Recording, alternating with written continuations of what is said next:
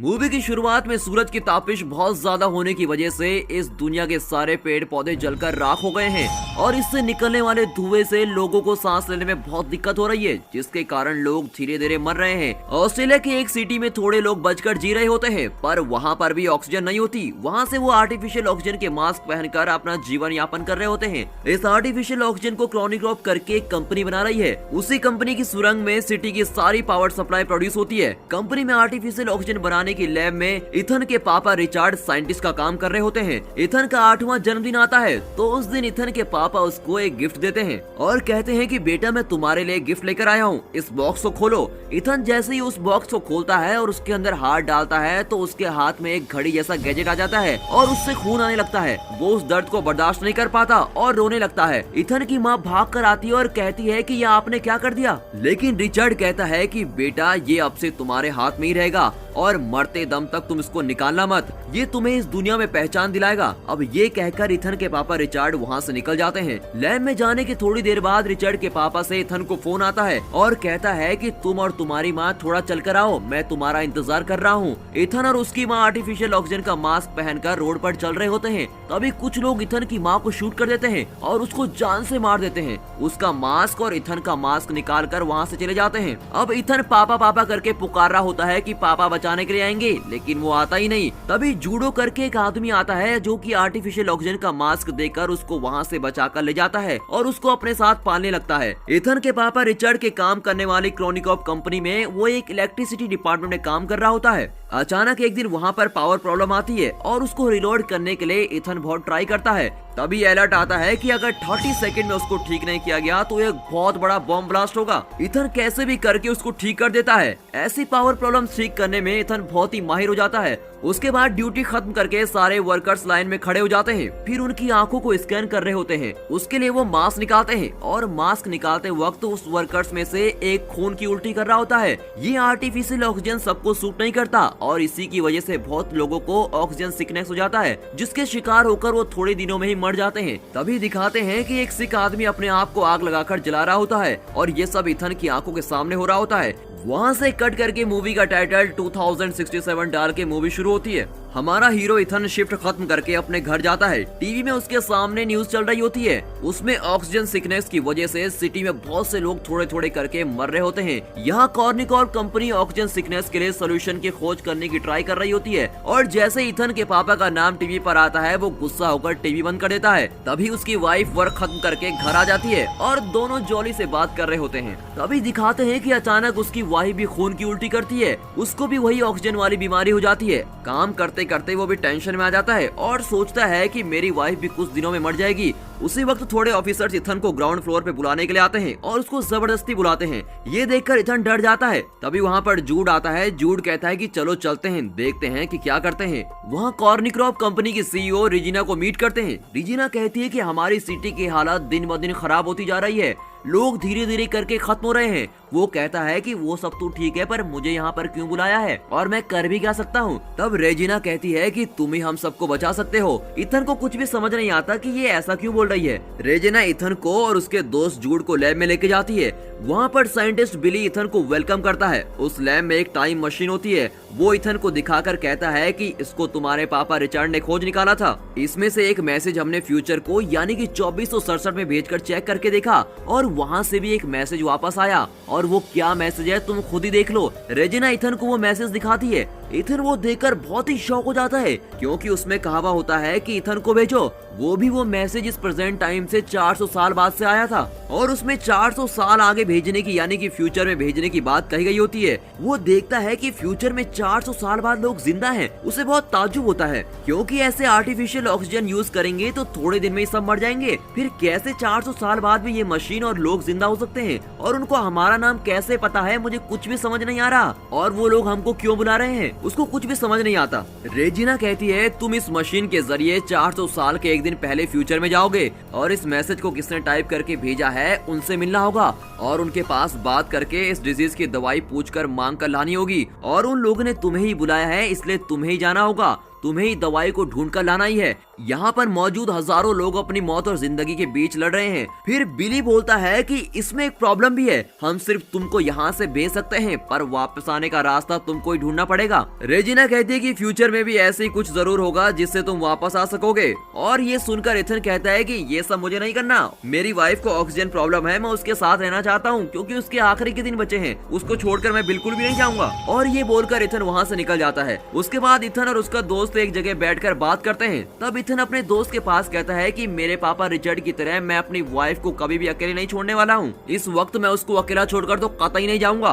तभी झूठ कहता है तुम दूसरों के लिए दवाई लेने नहीं जा रहे हो, तुम अपनी वाइफ के लिए भी दवाई लेने जाओगे वहाँ। और फिर उसका मन बदल जाता है। इथन घर जाकर जो कुछ हुआ वो सब बातें अपनी वाइफ को बता रहा होता है। वो सुनकर उसकी वाइफ कहती है कि तुम कैसे इतने सेल्फिश हो सकते हो, तुमने देखा था पिछले साल मेरी क्लास में 20 बच्चे पढ़ रहे थे पर अब सिर्फ क्लास में 12 ही बचे हैं, ऐसे ऑक्सीजन की कमी से मरने से बेहतर है तुम वहाँ जाकर दवाई लेकर आ जाओ, तभी सब खुश रह पाएंगे। ये सब तुम करोगे तो मुझे बहुत गर्व होगा, तुम जरूर मेरे लिए दवाई लेकर वापस आओगे, मुझे तुम पर बहुत भरोसा है और तुमको जाना ही होगा। उसके बाद इथन रात को जब उसकी वाइफ सो रही होती है तो वहाँ पर एक फूल रख देता है, बट वो फूल असली का नहीं होता, वो कुछ लोहे की पंखुड़ियों से बना हुआ होता है। उसमें उसने लिखा हुआ होता है आई विल बी बैक, और ये लिखकर वहाँ से निकल जाता है। अब आपको तो पता ही होगा कि ये लोहे का फूल क्यों है, क्योंकि वहाँ पर पेड़ पौधे तो है नहीं, तो असली का फूल कहाँ से आएगा। लेकिन जब वो जा रहा होता है तो उसकी वाइफ सोई नहीं होती, वो सिर्फ सोने की एक्टिंग कर रही होती है और वो इथन को पता नहीं चलने देती कि वो उसको देख रही है। अब इथन कॉर्निक्रॉप कंपनी के लैब में पहुंच जाता है।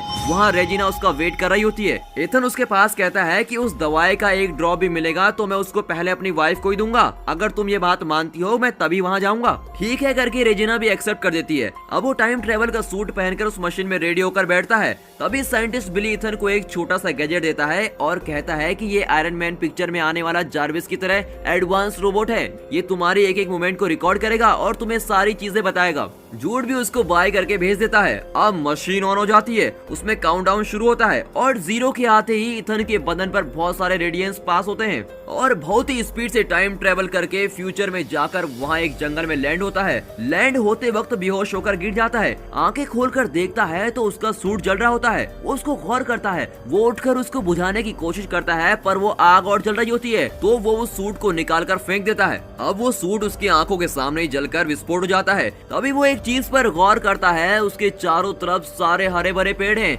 ये देखकर वो बहुत ही खुश हो जाता है और ताज्जुब भी होता है क्योंकि पहली बार उसने इतने सारे पेड़ पौधे, इतनी नेचुरल ऑक्सीजन देखी होती है और उसका खुशी का ठिकाना नहीं रहता। अब वो हर चीज को छूकर मजे ले रहा होता है।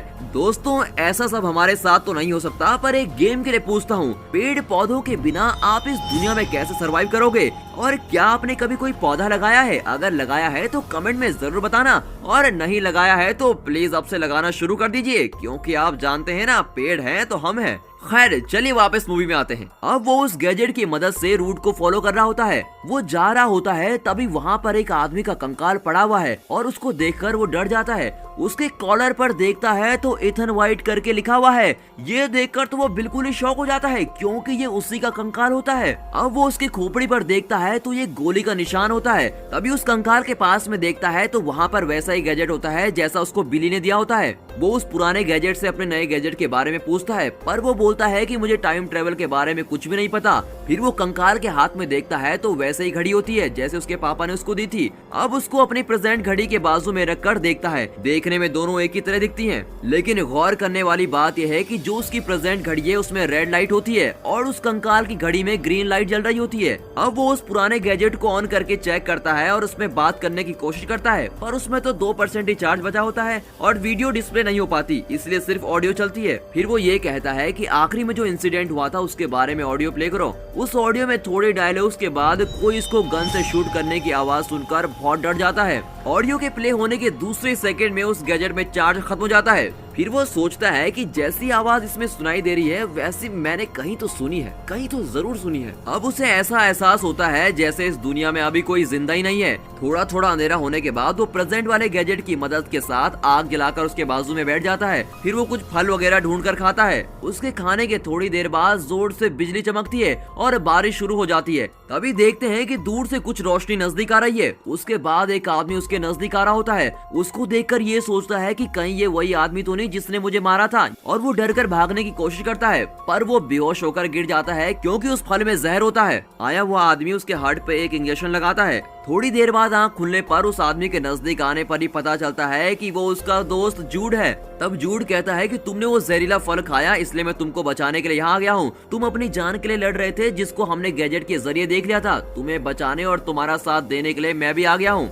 दूसरे दिन सुबह हो जाती है। फिर इथन जूड को भी वही कंकाल दिखाता है जो उसने देखा था, और ये देखकर जूड भी बहुत आश्चर्यचकित हो जाता है। उसके बाद दोनों जल्दी जल्दी दवाई ढूंढने की कोशिश कर रहे होते हैं और कहते हैं कि हमें जल्दी वापस भी जाना है। फिर वो अपने गैजेट से हेल्प मांगते हैं। वो उसको नया रूट दिखाता है। उसको फॉलो करते जाते वक्त वहाँ पर एक दरवाजा दिखता है। सिर्फ इथन उस दरवाजे के पास जाकर खड़ा हो जाता है। जूड एक पेड़ के पीछे छुपकर बैठ जाता है। तभी उस डोर से एक इंस्ट्रूमेंट निकलकर बाहर आता है और इथन की आंखों को स्कैन कर रहा होता है, और दूसरे ही सेकंड वो डोर खुल जाता है। दोनों अंदर जाते हैं। अंदर बहुत ही अंधेरा है और थोड़ी दूर चलने के बाद एक सिस्टम को देखते हैं। उसमें वेलकम इथन करके एक मैसेज डिस्प्ले होता है। तभी मशीन में आता है कि डीएनए को एनालाइज करना होगा। वो जैसे ही सिस्टम के आगे हाथ दिखाता है, उसके हाथ में जो घड़ी होती है वो अपने आप उसका खून निकालती है। वो दर्द के कारण तड़प रहा होता है। कुछ ही सेकंड में इसकी घड़ी की लाइट रेड से ग्रीन हो जाती है। फिर ये लोग समझ जाते हैं कि हम कॉर्निक्रॉप कंपनी में ही हैं। उस सिस्टम में इथन आखिर में जो इंसिडेंट हुआ था उसको डिस्प्ले करने के लिए कहता है। उस डिस्प्ले में इथन के 8वें जन्मदिन के समय रिचर्ड उसको वो घड़ी जब पहनाता है, उससे पहले के लैब में होने वाले इंसिडेंट को वो दिखा रहा होता है। रिचर्ड टाइम मशीन के जरिए एक मैसेज फ्यूचर को सेंड करता है।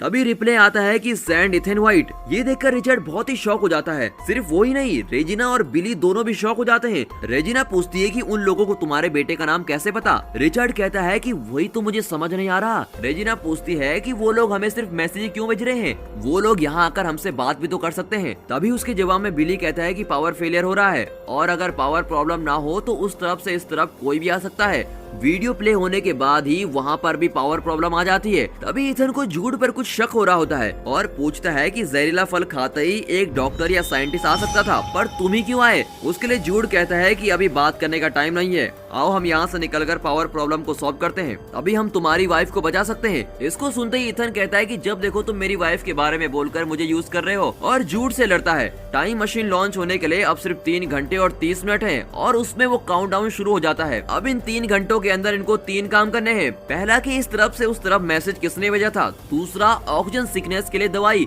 और तीसरा है कि वहाँ की पावर सप्लाई को ठीक करना है, वरना वहाँ पर बहुत बड़ा धमाका हो जाएगा। अब वो सिटी के अंदर जाकर देखते हैं तो वहाँ पर सिटी सारी तहस नहस हो चुकी है। सब कुछ बर्बाद हो चुका है। वहाँ पर सारे लोग ऑक्सीजन न होने की वजह से मास्क के साथ ही वहाँ कंकाल में बने हुए हैं, और वहाँ पर लाइन से बहुत सारे कंकाल पड़े हुए होते हैं, कोई जिंदा नहीं होता। इथन अपनी वाइफ की क्लासरूम की जगह पर जाकर देखता है, वहाँ पर उसकी वाइफ और दूसरे स्टूडेंट सारे मरकर कंकाल में बने हुए होते हैं। अपनी वाइफ के कंकाल के हाथ में वो उसी फूल को देखता है जो उसने जाने से पहले उसको दिया था। उसमें उसकी वाइफ ने लिखा हुआ होता है कि तुम फिर वापस जरूर आओगे, मैं भगवान से प्रार्थना करूंगी। ये देखकर वो बहुत अपसेट होकर रोने लगता है। वो जूड को देखकर कहता है कि हम किसी को भी बचा नहीं पाएंगे, सब लोग मर चुके हैं, और फिर दीवार पर लगकर बैठ जाता है। रोते हुए वो जूड से कहता है कि अगर मैं अपनी वाइफ को छोड़कर नहीं आता तो उसके साथ ऐसा कुछ भी नहीं होता, और ये सब लोग मरकर ऐसे कंकाल बनकर पड़े हैं, इसका मतलब तो यही है कि मिशन ऑलरेडी फेल हो चुका है। लेकिन जूड कहता है कि चिंता मत करो। ये सुनते ही इथन उस पुराने गैजेट की आखिरी ऑडियो को फिर से प्ले करता है और उसको सुनता है। उसमें वो वैसी आवाज को सुनता है जैसे जूड निकाल रहा होता है, और वो सोचता है कि कहीं वो जूड ही तो नहीं जो मुझे मारने के लिए आया है। उस ऑडियो को सुनकर जूड भी बहुत डर जाता है। फौरन जूड अपने आसपास रखी हुई पिस्टल को निकालकर ऑडियो में आई हुई आवाज जैसे हीरो को धमकाता है। आखिरी में जूड कहता है, मैंने तुमको शूट नहीं किया और तुम भी मरे नहीं हो, इस इंसिडेंट को बदल दिया गया है। तभी उनको एक वार्निंग मैसेज सुनाई देता है कि 2 घंटों में पावर प्रॉब्लम सॉल्व नहीं हुई तो यहाँ पर बहुत बड़ा धमाका होगा। उसको सुनते ही वो सोचते हैं कि पहली 2 प्रॉब्लम तो हम सॉल्व नहीं कर पाए, पर एटलीस्ट इसको तो सॉल्व करना ही होगा। फिर वो दोनों उठकर सुरंग के अंदर जाते हैं। स्टार्टिंग में वो जिस जगह पर काम कर रहे होते हैं वो वही जगह होती है। इथन उस जगह की प्रॉब्लम को सॉल्व करके देखता है, पर वो सॉल्व नहीं होती। उसी वक्त उस रूम का दरवाजा बंद होने लगता है। रूम के बाहर खड़ा हुआ जूड भागकर उसको रोकते हुए इथन को बाहर आने के लिए कहता है। इसके लिए इथन कहता है कि अगर मैं भी बाहर आ गया तो यहाँ इस प्रॉब्लम को सॉल्व कौन करेगा, और मैं बाहर आ गया तो धमाका होकर सब कुछ बर्बाद हो जाएगा, उसके बाद कुछ भी ठीक नहीं हो सकता। अब जूड के हाथ को धक्का देकर वो उस दरवाजे के अंदर ही बंद हो जाता है। जूड बाहर से बहुत चिल्ला रहा होता है। उस रूम में ऑक्सीजन धीरे धीरे कम हो जाती है, लेकिन वो उस प्रॉब्लम को सॉल्व कर लेता है और बेहोश हो जाता है। तभी जूड उस डोर को तोड़कर अंदर आकर बेहोश हुए इथन को उठाकर वहाँ से बाहर ले जाता है और पावर सप्लाई फिर से एक्टिवेट हो जाती है। अब उन्होंने तीसरा काम तो यहाँ पर पूरा कर लिया, जो था पावर सप्लाई ठीक करने का। अब इथन यहाँ की सारी चीजों को जानने की कोशिश करता है, पर जूड उसको कुछ भी जानने नहीं देता, इसलिए जूड और उसकी लड़ाई हो जाती है। तभी इथन को एक आइडिया आता है, अपने नए गैजेट की बैटरी को निकालकर वो पुराने गैजेट में डाल देता है और उसमें वीडियो प्ले करता है। इसी बीच इथन जूड को एक रूम में धकेलकर उसको बंद कर देता है। आखिर में उसके पापा रिचर्ड के साथ क्या हुआ ये जानने के लिए वो वीडियो प्ले करता है। उसमें दिखाते हैं कि रिचर्ड इथन के पास बात करता है, इथन तुम्हारा डीएनए होगा तो ये मशीन एक्टिवेट होगी। ये मशीन बुरे लोगों के हाथ में नहीं आनी चाहिए। ये मशीन अगर बुरे लोगों के हाथ में आ गई तो लोग इसका गलत उपयोग करेंगे, तुम्हें ही सबको बचाना पड़ेगा। तभी वही वाला सीन आता है जब वो कह रहा होता है कि तुम और तुम्हारी मम्मी चलकर आओ, मैं तुम्हारा इंतजार कर रहा हूँ, और फोन कट कर देता है। तभी रेजिना और जूड को दिखाते हैं। रेजिना कहती है कि इन सारे लोगों को बर्बाद होने दो, अगर मर गए तो दुनिया अपने आप ठीक हो जाएगी और फिर से पेड़ पौधे उग जाएंगे और ऑक्सीजन बनने लगेगी। अब क्योंकि रेजिना चाहती है कि वही फ्यूचर में जाए और सिर्फ वही बच पाए, रिचर्ड कहता है कि मेरे बेटे का डीएनए रहेगा तो ये मशीन एक्टिवेट हो पाएगी। रेजिना बिली के पास कहती है तुमको ये मशीन ऑपरेट करने आती है? वो कहता है कि हाँ पता है, और जैसे ही वो कहता है उसके अगले सेकंड वो बिना कुछ सोचे समझे झट से रिचर्ड को शूट कर देती है और वो वहीं पर मर जाता है। रिचर्ड के मरने की वजह से ही वो उस दिन अपनी वाइफ और बच्चे को बचाने के लिए नहीं जा पाता, और अब इथन को समझ में आ जाता है कि उस दिन पापा बचाने क्यों नहीं आए, और अब उसके दिल से अपने पापा के लिए नफरत चली जाती है। ये सब देखकर वो रो रहा होता है। तभी जूड उस रूम के अंदर का दरवाजा तोड़कर बाहर आ जाता है। वो वीडियो कंटिन्यूसली चलाता रहता है। उसमें रेजिना रिचर्ड को शूट करने के बाद जूड से कहती है कि इथन की माँ को मार कर लाओ और इथन को हमारे पास लेकर आओ, वो इस मिशन का की है और उसी के जरिए हम फ्यूचर तक पहुंच सकते हैं। ये सब देखने के बाद इथन गुस्सा होकर कहता है कि तुमने भी मुझे यूज किया है, और जूड को देखकर चिल्लाता है, पर वो जूड कहता है कि इसमें मेरी कोई गलती नहीं है, मुझे भी तुम्हारे जैसे यूज किया गया है। अब वो जूड अपने आप को सच साबित करने के लिए खुद पर गोली चला देता है और वहीं पर इथन के सामने मर जाता है। अब रेजिना ने इथन को फ्यूचर में इसलिए भेजा ताकि उसके डीएनए से वो मशीन एक्टिवेट हो पाए, और वही उसका मेन मोटिव था उसको वहाँ भेजने का। अब इथन ये सोच रहा होता है कि उन्हें यहाँ आने से कैसा रोका जाए। तभी अचानक उसके पापा रिचर्ड का भेजा हुआ फर्स्ट मैसेज आता है, जिसमें लिखा हुआ होता है कि ये मशीन बुरे लोगों के हाथ में नहीं आनी चाहिए। कट करके पास्ट में रेजिना उसके जाने वाले थोड़े लोगों के साथ टाइम ट्रेवल करने के लिए बिल्कुल तैयार है और इसका इंतजार कर रही होती है, और सोच रही होती है कि थोड़े ही सेकंड में इथन को मारकर जूड यहाँ पर आ जाएगा,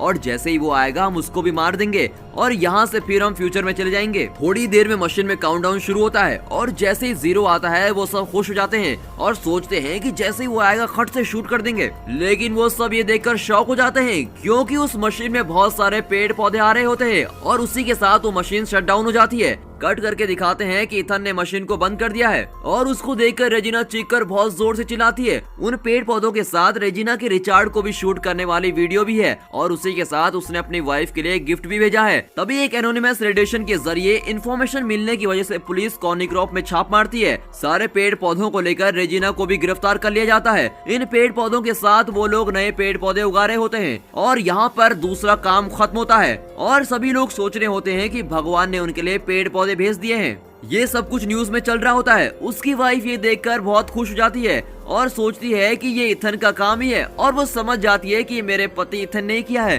तभी इथन का भेजा हुआ गिफ्ट एक लड़की आकर उसको देती है। उसको ओपन करके देखती है तो उसके अंदर असली का फूल होता है। उसको देखकर वो बहुत खुश हो जाती है और उसकी आंखों में आंसू आ जाते हैं। अब फ्यूचर में रह रहे इथन को दिखाते हैं। अब वो भागकर जाके सिटी को देखता है। वहाँ पर भी बहुत सारे लोग जिंदा हैं और सारी सिटी में हरे भरे पेड़ पौधे हैं और वहाँ पर बहुत खुश रहता है। और यहाँ पर ये मूवी खत्म होती है। इस फिल्म को समझने में थोड़ी दिक्कत जरूर होगी, मैं समझता हूँ, पर इस वीडियो को आप फिर एक बार जरूर देखिए ताकि इसके अंदर की सारी हिडन डिटेल्स आपको समझ में आ जाएं। अब मैं आपसे एक सवाल पूछता हूँ, आपके पास एक ही चॉइस है, यानी कि आप